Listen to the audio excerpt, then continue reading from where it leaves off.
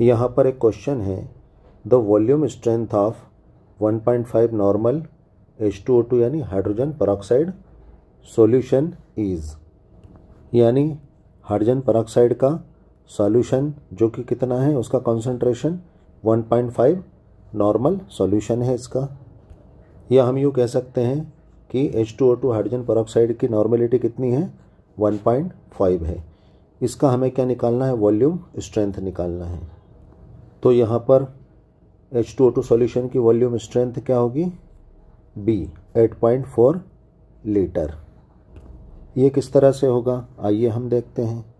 Question को हल करने से पहले हमें दो जानकारी लेना होगी, एक तो स्ट्रेंथ की जिसे हम सॉल्यूशन यानी विलयन की शक्ति या पावर भी कहते हैं, और फिर हम जानकारी लेंगे वॉल्यूम स्ट्रेंथ की। स्ट्रेंथ की क्या डेफिनेशन होती है, number of grams of substance dissolved in 1 litre solution, यानी 1 लीटर सॉल्यूशन में विलयन में घुले हुए पदार्थ के या सॉल्यूट के नंबर ऑफ ग्राम्स को यानी ग्रामों की संख्या को क्या कहते हैं, स्ट्रेंथ कहते हैं, शक्ति कहते हैं। या हम यूँ भी कह सकते हैं कि ग्राम पर लीटर या ग्राम पर 1 लीटर कॉन्सेंट्रेशन को यानी कि ग्राम प्रति लीटर सांद्रता को क्या कहते हैं, हम स्ट्रेंथ कहते हैं। और हमारी नॉर्मेलिटी की क्या डेफिनेशन होती है, क्या परिभाषा होती है, number of gram equivalent weight है ना, यानी कि तुल्यांकी भार ऑफ एनी सब्सटेंस और solute dissolved in 1 litre is called normality. यानी 1 लीटर विलयन में घुले हुए विलय के या पदार्थ के ग्राम तुल्यांकी भारों की संख्या को क्या कहते हैं, नॉर्मेलिटी या नॉर्मलता कहते हैं।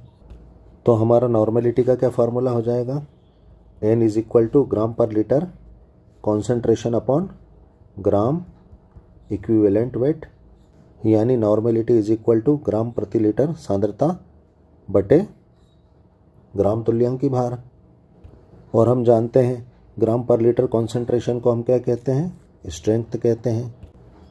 तो स्ट्रेंथ इज इक्वल टू क्या हो जाएगा, normality into gram equivalent weight. तो सबसे पहले हम स्ट्रेंथ निकाल लेंगे। तो हमें क्या क्या गिवन है, नॉर्मेलिटी गिवन है, तो यहाँ पर हम नॉर्मेलिटी की वैल्यू पुट कर देंगे और हमें ग्राम इक्विवेलेंट वेट निकालना होगा, किसका, हमारे H2O2 सब्सटेंस का या सॉल्यूट का।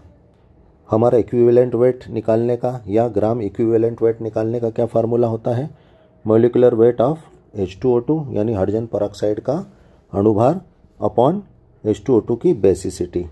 क्योंकि हम जानते हैं एसिड जैसे यहाँ पर क्या H2O2 जितने H+ देता है वो क्या कहलाती है, उसकी बेसिसिटी।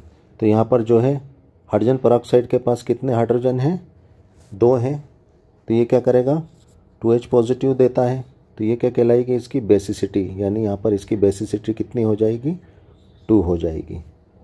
और एसिड की जगह अगर क्या होता बेस, तो हम क्या कहते हैं तब कि बेस जितने OH नेगेटिव देगा वो उसकी क्या कहलाएगी, एसिडिटी। तब यहाँ फार्मूले में एसिडिटी आती। तो यहाँ पर हमारे पास क्या है, एसिड है, तो हम उसकी बेसिसिटी यानी H पॉजिटिव की बात करेंगे। हम यहाँ H2O2 की बेसिसिटी पुट कर देंगे, है ना, 2। अब यहाँ पर हमें H2O2 का मॉलिक्यूलर वेट निकालना होगा।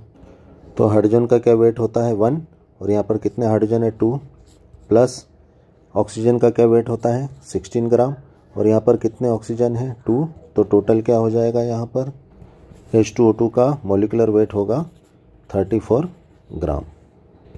तो हमने यहाँ पर जो है H2O2 का मॉलिक्यूलर वेट पुट कर दिया है। तो H2O2 का इक्विवेलेंट वेट क्या हो जाएगा, 17 ग्राम आ जाएगा। तो यहाँ पर स्ट्रेंथ के फार्मूले में वैल्यूज पुट करने पर नॉर्मेलिटी कितनी है, यहाँ पर 1.5 नॉर्मल सॉल्यूशन है, इनटू ग्राम इक्विवेलेंट वेट कितना आया हमारा, 17 ग्राम आया। तो टोटल स्ट्रेंथ कितनी हो जाएगी इस सॉल्यूशन की, 25.5 ग्राम स्ट्रेंथ हो जाएगी किसकी, H2O2 सॉल्यूशन की। अब हमें सॉल्यूशन की स्ट्रेंथ तो मिल गई है 25.5 ग्राम। अब हमें क्या निकालना है, वॉल्यूम स्ट्रेंथ निकालना है। वॉल्यूम स्ट्रेंथ की क्या डेफिनेशन होती है, जब किसी सब्सटेंस का एक वॉल्यूम, या हम जानते हैं कि एक वॉल्यूम किसके इक्वल होता है, 1 मोल के इक्वल होता है। यानी जब किसी सब्सटेंस का या सॉल्यूट का एक वॉल्यूम यानी एक आयतन या 1 मोल डिकम्पोज होकर या टूटकर जितने वॉल्यूम है ना, जितने वॉल्यूम या जितने आयतन O2 मॉलिक्यूल के यानी ऑक्सीजन अणु के देता है, वो उसकी क्या कहलाती है, उस सब्सटेंस की वॉल्यूम स्ट्रेंथ कहलाती है। तो यहाँ पर डेफिनेशन के बेसिस पर अगर हम H2O2 को डिकम्पोज करें, तोड़ें, तो क्या हो जाएगा। यहाँ पर हमने H2O2 की बैलेंस्ड इक्वेशन ली है, क्योंकि हमें यहाँ पर H2O2 के कम से कम 2 मोल्स तो लेना पड़ेंगे, क्योंकि अगर हम 2 से कम मोल लेंगे तो यहाँ पर हमें जो है ऑक्सीजन का एक भी मॉलिक्यूल प्राप्त नहीं होगा। क्योंकि अगर हम H2O2 का अगर 1 मोल लेते हैं तो यहाँ पर क्या हो जाएगा, H2O का तो 1 मॉलिक्यूल मिल जाएगा, लेकिन हमें ऑक्सीजन का क्या मिलेगा, हाफ मॉलिक्यूल मिलेगा। इसलिए हमने यहाँ पर H2O2 के 2 मोल्स लिए हैं। तो H2O2 के 2 मोल्स यानी 2 वॉल्यूम यानी कि 2 आयतन। यानी यहाँ पर रिएक्शन में H2O2 के 2 वॉल्यूम यानी 2 मोल ब्रेक होकर ऑक्सीजन के कितना, 1 वॉल्यूम दे रहे हैं, यानी 1 मोल दे रहे हैं। हम जानते हैं किसी भी एटम, मॉलिक्यूल और कंपाउंड के 1 मोल का वॉल्यूम कितना होता है, 1 मोल का आयतन कितना होता है, 22.4 लीटर होता है। तो यहाँ पर हमें O2 का 1 मोल यानी 1 वॉल्यूम 1 आयतन प्राप्त हुआ है। तो यहाँ पर इसका वॉल्यूम कितना हो जाएगा, 22.4 लीटर हो जाएगा, क्योंकि हम जानते हैं 1 वॉल्यूम 22.4 लीटर के इक्वल होता है। तो यहाँ पर हमारी 1.5 नॉर्मल H2O2 सॉल्यूशन की स्ट्रेंथ कितनी आई थी, 25.5 ग्राम, है ना, ग्राम में स्ट्रेंथ आई थी। तो यहाँ पर चूँकि यानी सिंस हम ग्राम में ही सेट करेंगे, तो यहाँ पर हम जो है H2O2 के वेट को यहाँ पर पुट कर देंगे। तो हम जानते हैं H2O2 के 1 मॉलिक्यूल का वेट कितना था हमारा, 34 ग्राम था। तो 2 मॉलिक्यूल का वेट कितना हो जाएगा, 68 ग्राम हो जाएगा। तो अब हम यहाँ पर वॉल्यूम स्ट्रेंथ आसानी से निकाल सकते हैं। सिंस चूँकि 68 ग्राम H2O2 की वॉल्यूम स्ट्रेंथ कितनी है, 22.4 लीटर।